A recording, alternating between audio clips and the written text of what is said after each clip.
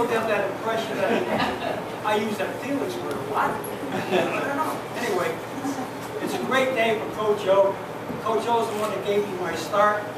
As far as all these war stories, I can't believe it. I can't believe I was that crazy. Apparently I was. But you know, in one story, they're talking about meal food. Now, I'll never forget Coach O and myself were trying to grab a few bucks, you know. So we gave him $2 for the meal money. So we had Louis Harper and Sonny Parks. How much could they beat us? We're going to McDonald's, 15 cents a hamburger. Louis goes, I have 10 hamburgers, 5 French fries, and 5 sodas. Louis Parks goes, I'll have the 6. There goes $2.50. True story. I know. I know. We won't do nothing.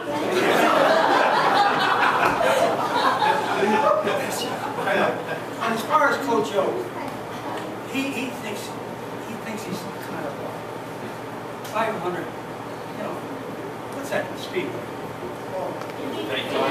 Daytona. He thinks he's a Daytona driver because I can never follow him. I think we're trying to get lost anyway. But anyway, he had the magic.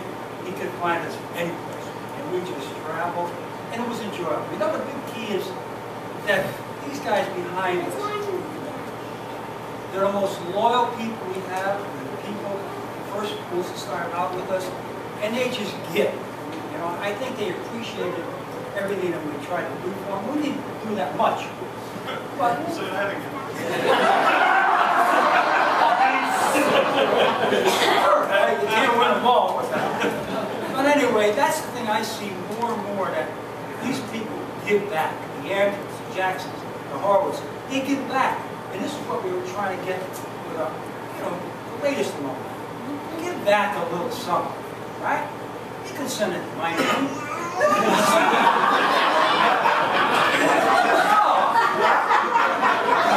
I'll make sure it gets done. Anyway, it's a pleasure being here. It's great to see all you people. That's enough. Okay? See you later.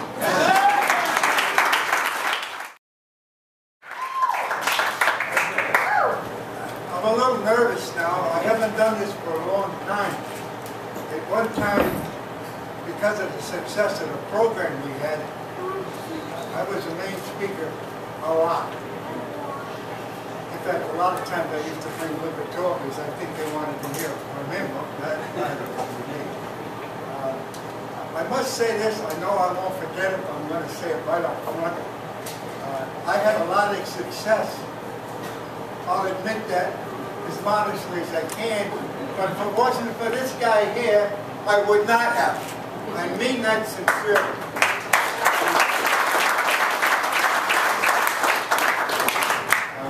I'm not as humorous probably as some of the other people, but I got to tell you a couple of things that I think you should know and maybe you don't know. I retired from coaching in 1967. And one of the reasons I retired is because what the president asked me to do. President Marvin K. Peterson, Dr. Hutchinson, and Cushman Robinson, who was in Michigan. Dr. Hutchinson was like the vice president of provost. They met with me and said, Don, we just bought some property where you are now. Well, I called, I'm sorry, across the street where the facility, the athletic, we just bought that property, and we want you to develop it. We want you to build an athletic facility. And I said, I would. And that's one of the reasons. We had something that on the plane on the way up. It was a long trip. My wife and I, we live in Florida, and that was just a reminder. But anyhow, I volunteered to retire from coaching, and I spent 2 years with 2 architects and myself, and we traveled all around New England. We went to about 15 different colleges. and I picked up various little things that I liked, and what the architecture was nice. Came back and put in all of the design, and spent 2 years building the North Campus. So that was quite an experience for me for the 4 years building the whole North Campus. I just told one of the reporters about one incident that I wanted in the athletic facility. Probably doesn't mean much to some of you people, but I was pretty good, back damn good. Racquetball and handball player. And I said to myself, on behalf of what I was trying to build a building, it would be a good carry-over sport, and we should teach racquetball, particularly because it's a little easier than handball. And I put a racquetball court in there. And I was crossing my fingers when the person from the federal government came up, because I think we borrowed some money, or got some loans, and I said, oh my God, he's not good, because the racquetball court is a lot of square foot. And money is per square foot. And when we laid all the stuff on the table for him to look, he pointed at one place, he said, what's that? And I said, that's a racquetball court. Oh, he said, that's wonderful. He happened to be a racquetball player. I was very thick, that's true. And in fact, I ended up my career, the last 7 or 8, 9 years, doing phys ed work, and my classes were crowded all the time with the racquetball. And the women too. Someone wouldn't even go into the door. You know, it's kind of scary. It is good.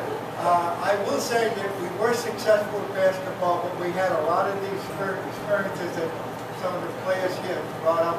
It was difficult, but I think in a way we enjoyed it. And I gotta say, I got a little note here.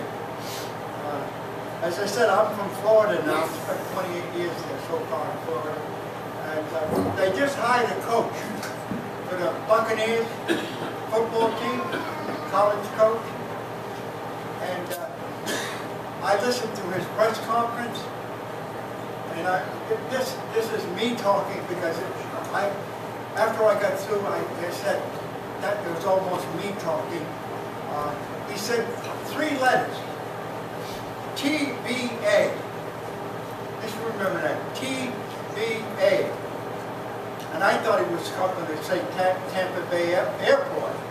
That's the first thing that came to my mind, you know? So he started to talk, and I'm going to make this rather short, because he's a great speaker. I even forget his name. He came from one of the colleges, and he's a head coach. Well, anyhow, the first T. And I really believe in this, and I think the players behind me will back me up. That means trustworthy, or trust. I also put in respect. This is what I try to prevail. I wanted my ball players to trust me and the coach, and I wanted to have them trust in themselves. So I hope along the way that I did that type of responsibility. The second is believe. I actually believed in what I was doing. I enjoyed it, and I tried to pass along this belief factor to the ball players so that they believed in themselves. I really tried to preach in my own way, tried to preach that. And the last is accountability. Obviously, I was accountable to the president, vice president, the staff, but I also felt I was accountable to the players. And at the same time, I hope they were accountable to me and to the other ball players, accountable to the other ball players. So I tried to instill that. And I think that's what probably made us successful. I was would say that there's no question about it, that I had some good ball players that played their hearts out, which Vera and I tried to instill. Play hard and mean it and know what your responsibility was on the court, and we preach that. If you were rebounding, damn it all, you rebound. That's it. I remember telling Phil one game, Phil Andrews, he got, I hate to say, he got a lot of rebounds. In fact, I think, I remember the 32, you're right. And at the end, this is the way I felt about it, and I think Phil understood. He had 32, but I said to him point blank, you should have had 33. Because I remember that rebound that you went up, instead of looking at the ball and catching it, you ducked your head and you lost it. And that was the philosophy, you know. We tried to get every player on the court knew what they're responsible. But we did play as a team, even though we had Liberatore. I remember one time telling Liberatore, what the hell are you doing? You're becoming a great passer. He was passing. He was out there to shoot. Because he averaged almost 32 points a game. And that's a lot of points. If we was playing today, as the coach said, it would be near 6,000 points. And 95% of your shots were from the outside. But I can tell you 1,000 stories, believe me. Particularly all our trip. I thought you were going to say, one time we got lost, I made a wrong turn, in a snowstorm, he ended up in a barnyard, and the guy came out with a shotgun. True story. Came out with a shotgun. Oh, I had to get out of the car and plead with the guy. I'm sorry, because there were 3 or 4 cars behind him. Well, all in all, it's been a wonderful experience, and NHC, that's what I call it, New Haven College. I hate to say UNH, but it was NHC for a long time. In fact, I have a number plate, my number plate, my license plate.